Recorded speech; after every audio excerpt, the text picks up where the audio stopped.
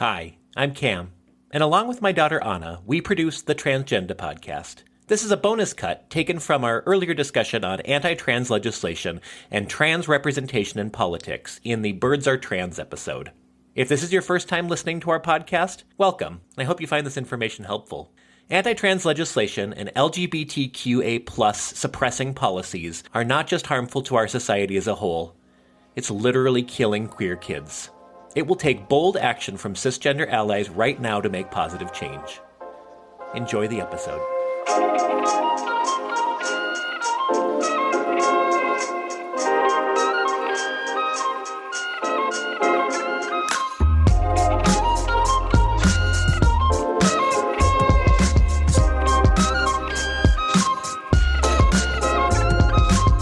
I'm really upset with humans who have power in our society right now because there is an awful lot of anti-trans legislation being presented in state legislatures across the United States, including in our own state. And I wanted to talk to you a little bit about what's going on with politics and get some reaction from you about what that all looks like. Yeah, I don't follow politics as closely as I know a lot of people do.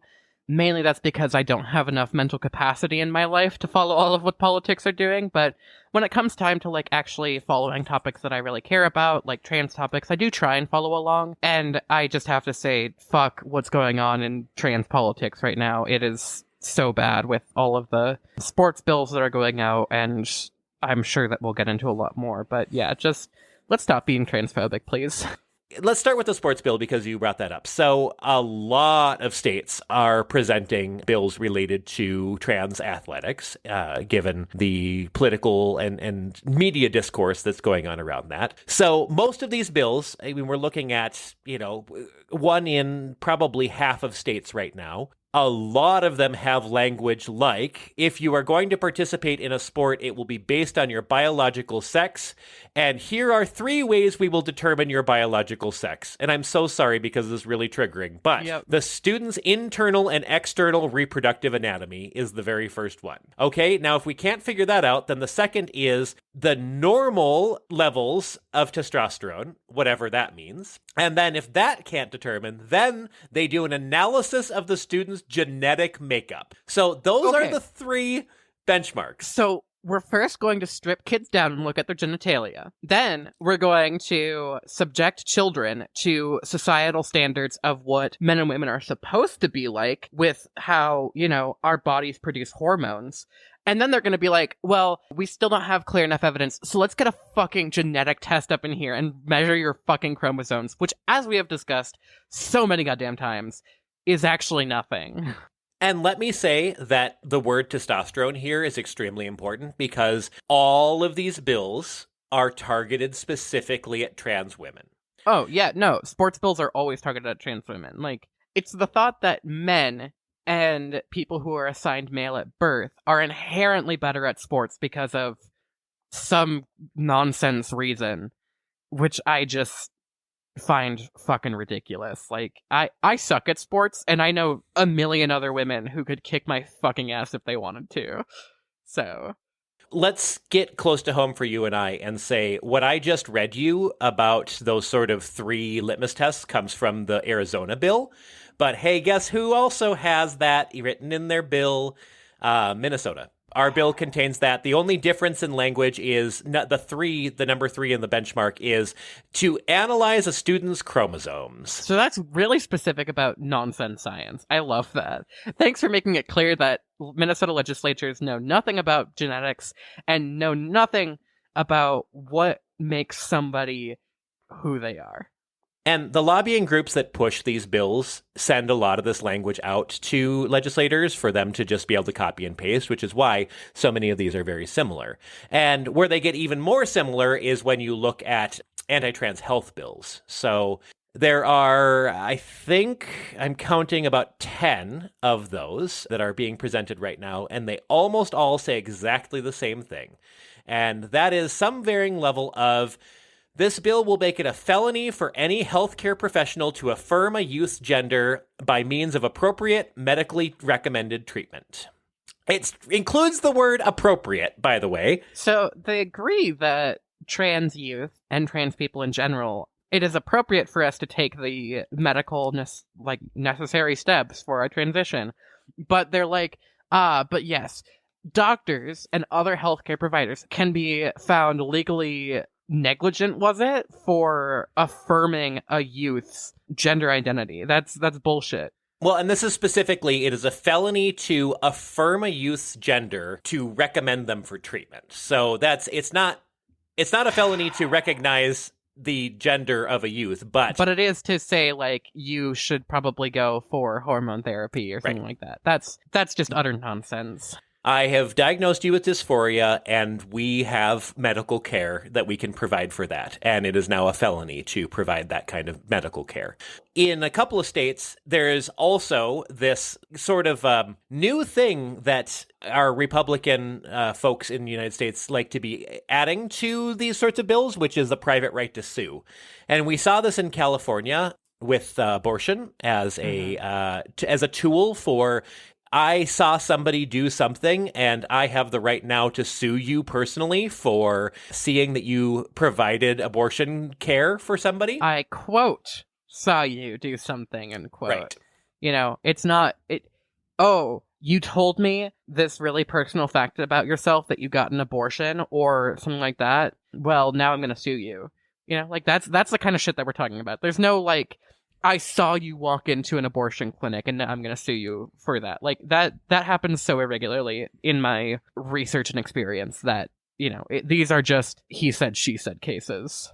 I agree. And so that makes it even scarier. It's scary that we've added this right for private lawsuits for things that are not affecting the other party, except for in this sort of my morality is at issue here, I guess, is where they are playing that out. But my morality is tarnished. How dare you? I thought about you having an abortion, and now I'm questioning my religion. I mean, I don't even know how that morality piece can go. So the last kind of bills that I want to talk about are education bills right now. And in particular, in this country, there's a lot of legislation around, quote unquote, critical race theory. God.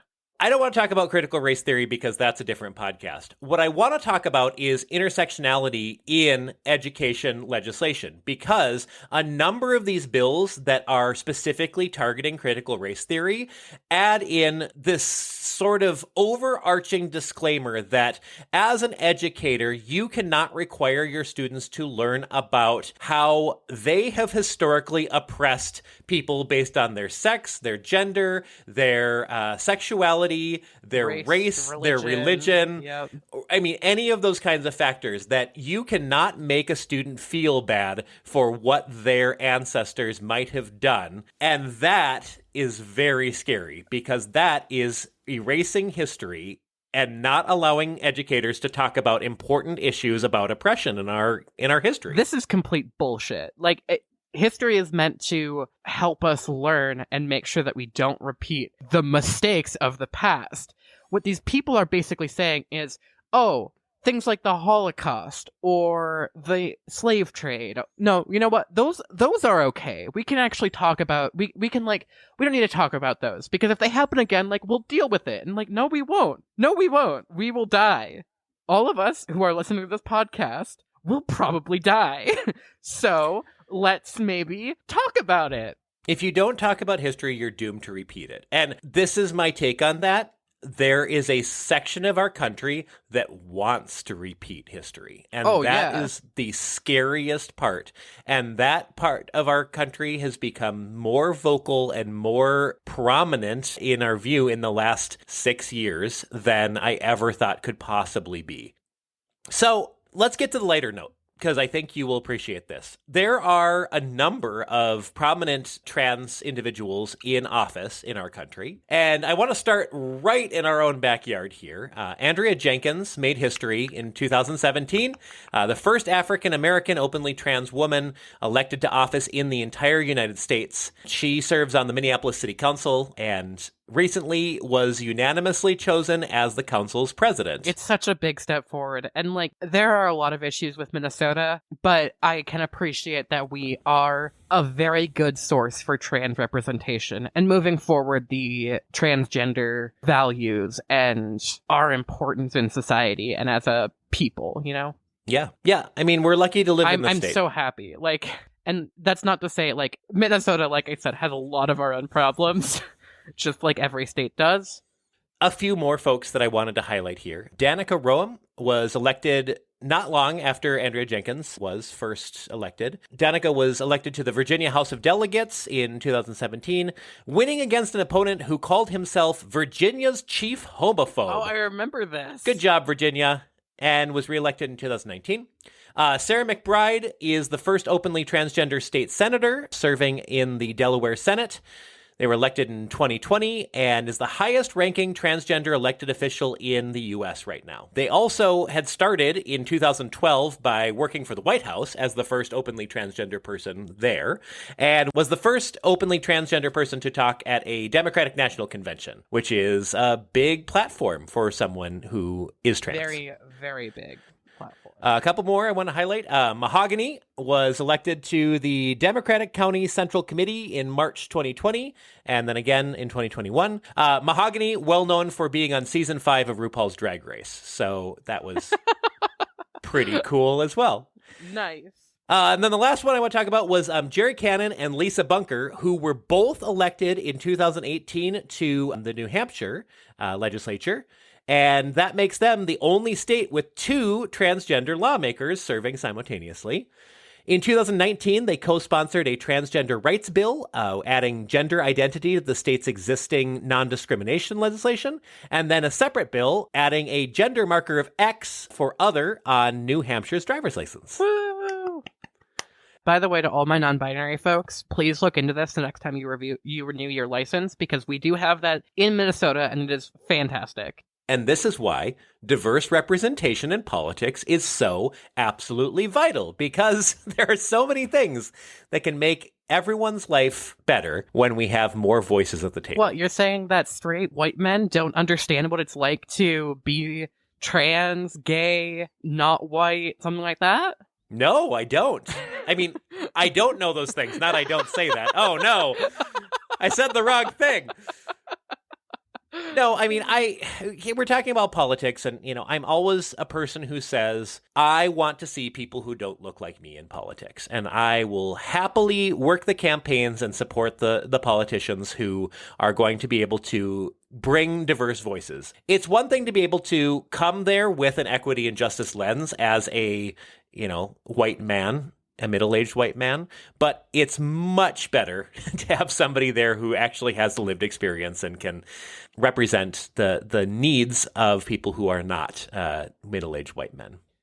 So that leads me to what can you do? And, you know, I think the easy answer for me is if you are a trans person who might have served on debate team, whether you did or not, and you have some idea of the issues that are important to you, getting involved in politics is huge. And it seems like a pretty high barrier, but there's actually a lot of roles in politics that you can play to sort of get your toes in the water. Being a delegate for your state, you know, serving on a commission locally, your Human Rights Commission is a logical place for somebody who is interested in human rights to serve and get their voice heard. And then you may find that you like it and seek higher office from there. Additionally, we also have other ways to participate in raising trans voices and trans opinions, such as building up platforms like I'm doing with this podcast, putting your name on lists and bills to send your legislators to let them know that this is what you want to have happen in politics. And I know that I'm not built for politics,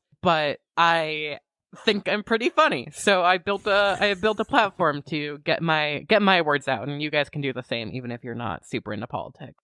contacting your representatives is always a great option, and a lot of the information I have on bills that are currently out came from freedomforallamericans.org, which is has a legislative tracker that can help you find all these things. We'll for sure put that in the episode description so that you can get to that information, and they have ways to contact your representatives so that you can fight these bills. The last thing I wanted to say was related to this.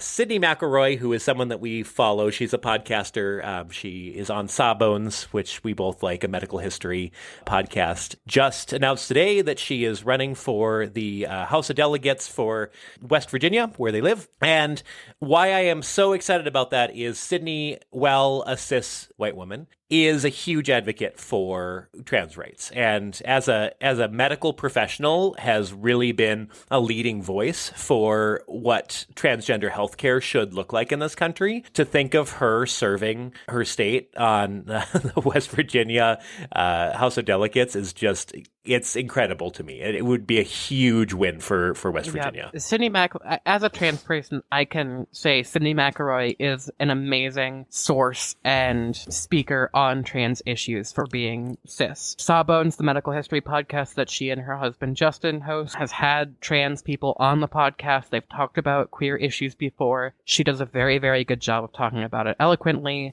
and making sure that it is well understood. And I know that she is actively involved in her community as well, advancing trans and queer issues in West Virginia and Huntington, where she lives. So, shout out to Sydney McElroy. I couldn't be more happy that she's running for West Virginia office.